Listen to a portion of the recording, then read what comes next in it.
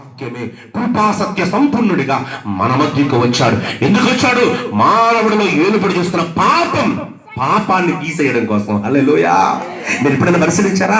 రాజుల చరిత్ర చదివాను నేను. స్టిల్ ఐఎమ్ టీచర్, ప్రియదేవుడు. సిన్స్ 2002 నుంచి ఇంగ్లీష్ టీచర్ గా పనిచేస్తున్నాను. స్టిల్ నా ప్రియదేవుడు అనేక పుస్తకాలు రిఫర్ చేస్తూ ఉంటాను. అనేక మత గ్రంథాలు అవసాన పట్టేశానండి 1987 నుంచి కూడా. నా ప్రియదేవుడు పెట్టారా. అయితే ఒక్క విషయం నాకు అర్థమైంది. ఏంటో తెలుసా? ఎవరి చరిత్ర చూసినా రాజ్యాల కోసం పోరాడాడు. ఏమంటాడు? అవునా? రాజ్యాల కోసం పోరాటం చేశాడు.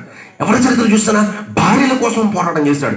ఎవరి చరిత్ర చూసినా మత స్థాపన కోసం పోరాటాలు చేశాడు. ఎవరి చరిత్ర చూసినా కులం కోసం పోరాటం చేశాడు. ఎవరి చరిత్ర చూసినా ఈ లోకములో గొప్ప గొప్ప అధికారాల కోసం పోరాటం చేశాడు. కానీ యేసయ్య చరిత్ర బైబిల్లో చూస్తే నశించిపోతున్న పాపిని రక్షించడానికి చేశాడు.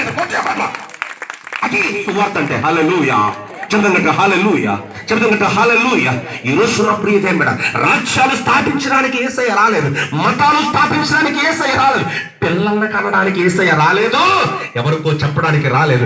నశించిపోతున్న మానవ జాతిని, నరకాగ్నికి ఆహుతైపోతున్న మానవ జాతిని తప్పించి మోక్షానికి చేర్చడానికి మార్గముగా వచ్చాడు యేసయ్య. హల్లెలూయా. చెప్తాంగట హల్లెలూయా. చెప్తాంగట హల్లెలూయా. చెప్తాంగట హల్లెలూయా. అందుకే కొలస్సీ 1:15 చదువు ముగించుకుందాం. కొలస్సీ 1:15 కొలస్సీ 1:15 చూద్దాం. ప్రియదేవుని బిడ్డలారా, దేవుడు గురించి మాట్లాడుతున్నాడు. జాగ్రత్తగా వినండి. దేవుడు ఎక్కడున్నాడు, ఎప్పుడున్నాడు, ఏమై ఉన్నాడు చూద్దాం ప్రియులారా. కొలస్సీ 1:15 త్వరగా. కొలస్సీ 1:15 తీయగలరా ఈ రాత్రికి? ఆయన అదృశ్య దేవుని స్వరూపమై ఎప్పుడటమ్మా అమ్మ ఎప్పుడట సర్వ సృష్టికి ఆది సంభూతుడై ఉన్నాడు. ఎలయనగా. ఎంత చక్కగా మన మాట మీకు అర్థమవుతుందా తల్లి? అమ్మ మీకు అర్థమవుతుందా? నిద్రపోయిందా? ఏమంటే ఏమంటున్నాడు? ఎలయనగా ఏటమ్మా? ఆకాశమందున్నవి.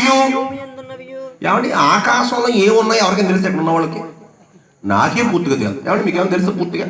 చెప్పేస్తారు ఆకాశంలో ఉన్నాయని. నా ప్రియమైన దేవుడు, నాసా అనేటువంటి అంతరిక్ష సంస్థకి ఇంకా పూర్తిగా తెలియదట. కానీ యోబు గ్రంథంలో చెప్పాడు దేవుడు, ప్రతి నక్షత్రమును పేరు పెట్టి పిలిచేవాడు నా దేవుడు. ఈ రోజు జనాలకు అర్థం కావట్లేదు. దేవుడా అనుకుంటున్నారు, యేసు ప్రభు అనుకుంటున్నారు, ఆయన ఈయన అని మార్చేస్తున్నారు. కాదు ప్రియదేవుడా, ఆదిలో ఉన్నాడు, సృష్టికి ముందే ఉన్నాడు, ఆది సంభూతుడు, నిత్య శక్తివంతుడు. నీకు విషయం తెలుసా? 9 గంటలకు వచ్చినోడికి 8 గంటలకు ఏం జరిగింది తెలుసా? అమ్మా నువ్వే కళ్ళతెట్టుకున్నామ్మా. అమ్మా తెలుసా? తెలీదు. ఎవడ నేను 8 గంటలకు వచ్చాను ఇక్కడికి, 7 గంటలకు ఏం జరిగిందో తెలుసా? తెలియదు. నేను వచ్చే ముందు ఆ బ్రదర్ చక్కగా పాట పాడుతున్నారు, అంతే తెలుసు. ఇప్పుడు నాకు ఎవరో చెప్పాలి. తమ్ముడు పేరు ప్రసన్న కుమార్ తమ్ముడు చెప్తాడు, నా 7 గంటలకు ఏం జరిగిందంటే అని చెప్తాడు.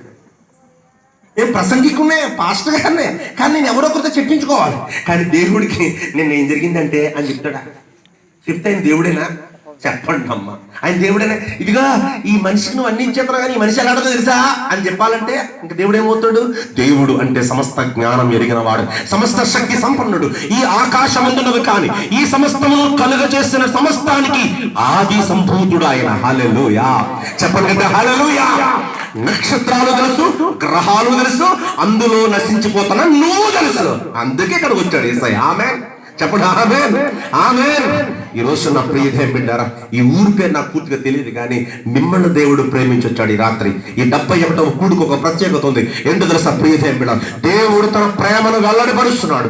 ఈ ప్రాంత వాసుల కొరకు దేవుడు తన వాక్యాన్ని తీసుకొచ్చాడు. కృపా సత్య సంపూర్ణుడు, ఆది సంభూతుడు. అందుకే అక్కడ ఉంది ఏలయనగా ఆకాశమందున్నవి గాని భూమి అందున్నవి గాని ఏంటమ్మా కనబడుతున్నవి గాని కనబడనవి గాని అవి సింహాసనములైనను. ఒక్క చిన్న మాట తమ్ముడు, ఆ మాట దగ్గర నేను ఆపి మీకు చిన్న మాట చెప్పాలనుకుంటున్నాను. ఏమండి పెన్ ఉందా మీ దగ్గర? ఇచ్చాడు చూసారండి? Very good. సెల్ ఫోన్ ఉందా? ఇవ్వండి మరి. Very good. చూసారా ఎలా ఇచ్చాడు? అయ్యా మీరు మాట్లాడుతున్నారు కదా, ప్రాణం ఉందా? ఇవ్వండి, చేతిలో పెట్టండి. ఈయనే కాదు ఎవడ పెట్టలేడు, నన్ను అడిగినా నేను పెట్టలేదు. అర్థమవుతుందా? చెప్పండి, అర్థమవుతుందా? కనబడుతున్నది కానీ కనబడనవి కానీ ఆకాశం కనబడుతుంది, నక్షత్రాలు కనబడుతున్నాయి, సూర్యుడు కనబడుతున్నాడు, కానీ ఇంకా కనబడని మిల్కీ చుక్కలు చాలా ఉన్నాయి. అవునా తమ్ముడు? అవునా? కనబడట్లేదు. అదిగో పరలోకం ఎక్కడ ఉందో చెప్పంటే అదిగో అంటాం, ఇక్కడ ఇదిగో అంటామా?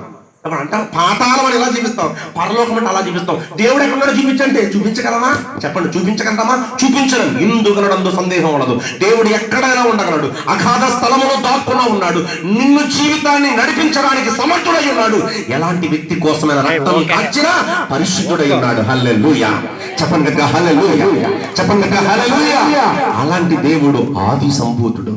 అందుకనే మనిషిలో ఆత్మను దేవుడు పెట్టాడు. ఏం పెట్టాడమ్మా? ఆత్మను ఎప్పుడు పెట్టాడమ్మా? అమ్మ కళ్ళద్దాలు తీసేసింది, కళ్ళద్దాలు అమ్మను కదా తీసేసింది. Very good. అంటే తప్పుగా అనుకోకండి. ఎక్కడ పెట్టాడు ఆత్మని? ఎప్పుడు పెట్టాడు? చదవండి, ఎప్పుడు పెట్టాడు? ఆది కాండములో చూస్తే నరుడట ఒక చక్కటి మంటి బొమ్మగా తయారు చేశాడు. అందుకే మన్నైనది మరలా తిరిగి మన్ను అయిపోతుంది అన్నాడు. కానీ ఇది మన్నుగా ఉండడం దేవుడికి ఇష్టం లేదు. తన పోలికలో ఉండడం దేవుడికి ఇష్టం. తనలాంటి చూపు, తనలాంటి చేతులు, తనలాంటి కళ్ళు, తనలాంటి ముక్కు, తనలాంటి శ్వాస ఇచ్చాడు. ఇచ్చి ఏ కోతి రా ఈ బొమ్మకి నీ ఊపురు అన్నాడా? అప్పుడు అన్నాడా? నీ బైబిల్లో ఒకవేళ అలా ఉందేమో, లేదా ఎక్కడ ఏ బైబిల్లో ఉండదు. సరే ఎవరండి ఈ మధ్య ఏదో చెప్తున్నాడండి, ఎవరంటే అది ఎలుగుబంటి రా అన్నాడా? సింహం అయితే బాగుంటుంది, సింహం రా అన్నాడా? లేదండి. నరుని నాసికారంధ్రములలో తన జీవవాయువును ఊదగా నరుడు జీవాత్మ అయ్యాడు. అంటే దేవుని ఆత్మ అయ్యాడు. నరుడు దేవుడి మనిషి. అది తెలుసుకోవడమే సువార్త.